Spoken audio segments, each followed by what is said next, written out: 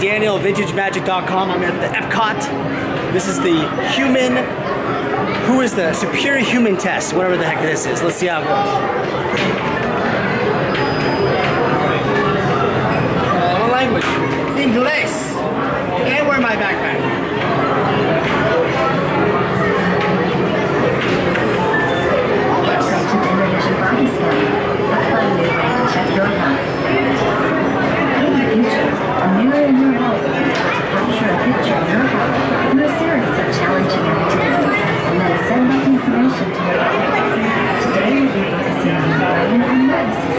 What is this thing?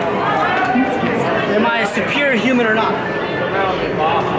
Memory evaluation. First, we'll check the reaction time. I'll demonstrate. When a button on the screen lights up, push the same button on the counter as fast as you can. Now it's your turn. Ready? Begin.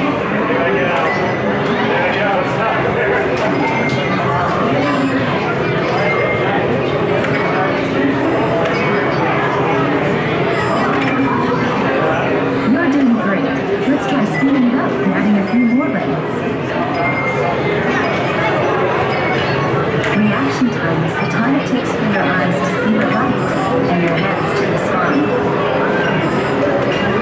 It will take 3,170 years to count every nerve cell in your brain. Good job. Let's look at your results. Get a 0.02. You got 0.02 earlier. Yes.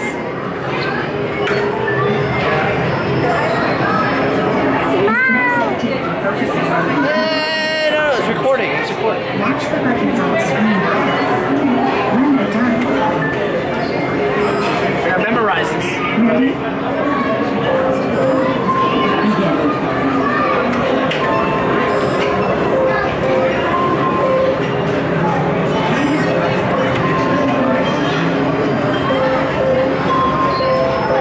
There are more nerve cells in the human brain than there are stars in the Milky Way galaxy.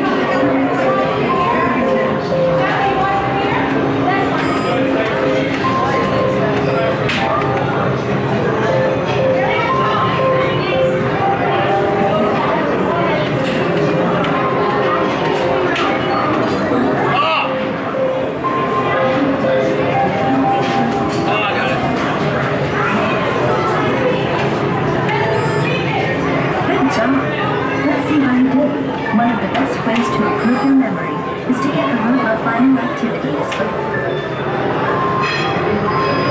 Ready? Begin.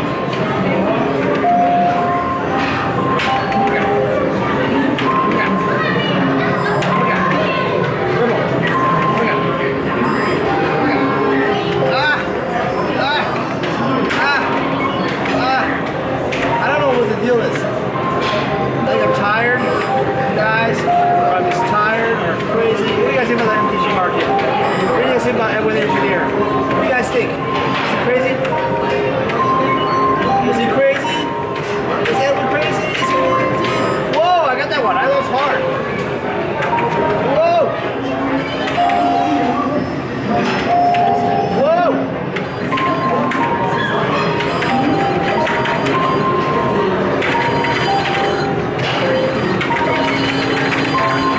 49! That's a lot! Good job.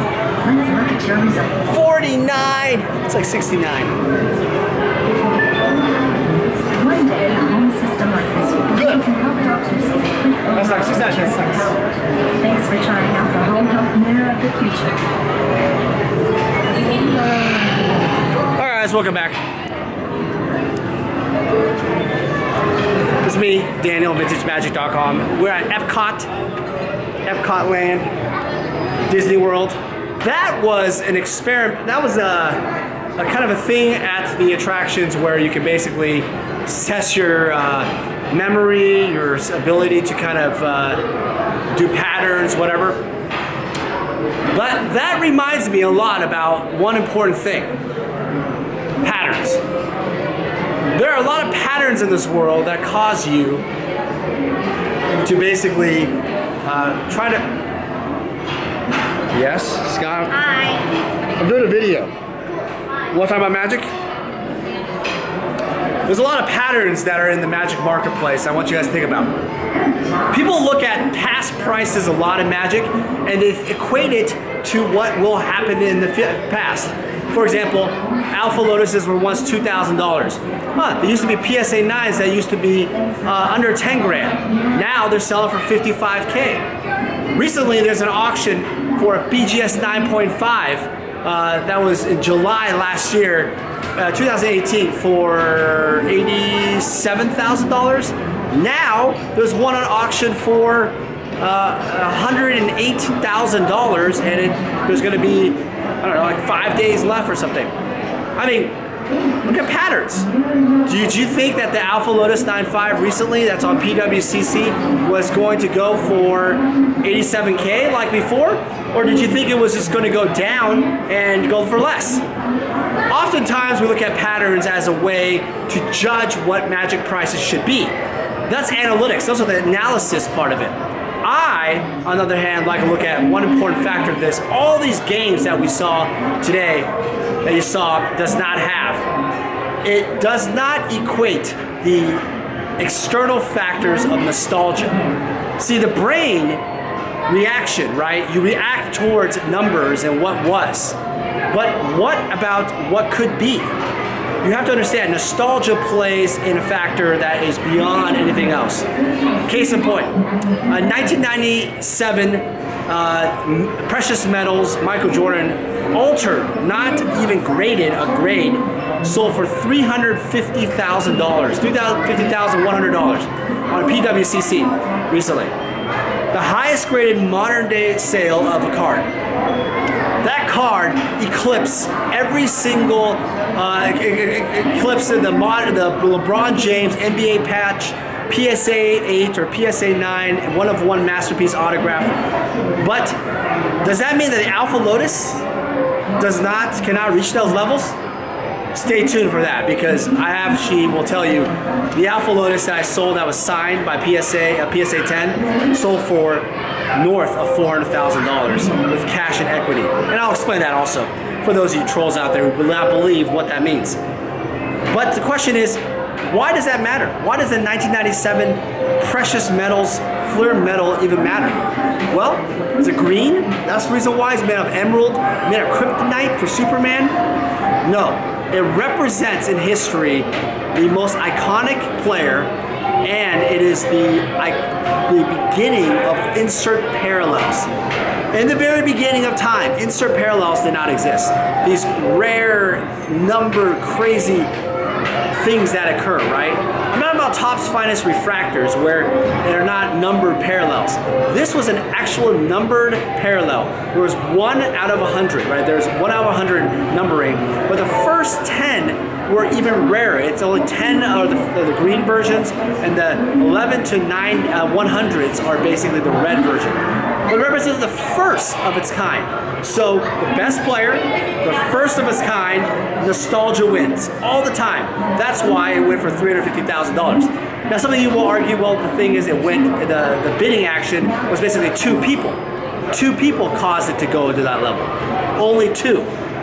That could be true, because it was basically, the 2 bidders basically made up to $300,000, but everybody else was pretty much at $200,000 or $100,000 range. Interesting enough. All right, guys, what do you guys think? Do you think that sale was crazy? Do you think it's dumb, waste of money? Also, keep in mind that auction actually sold for $600,000 plus originally, and what happened was PWCC took it off the auction because they thought the integrity of the auction, the quality of the bidders did not actually cause it to value the price, to be worthy of the price. So the auction did end at officially $350,000, and the bidders were all they had to email first. Nothing interesting enough with that BGS 9.5 Alpha Lotus that's on auction right now. That auction actually has 0 and low feedback users that were canceled by PWCC.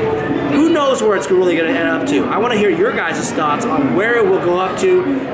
What do you think it will break? 200,000? 150,000? 139.99.99? You tell me. Whoever's closest, Tell you what, you go to a Magic Fest, I'm gonna buy you dinner. I'm gonna buy you a steak lobster dinner. Goodbye.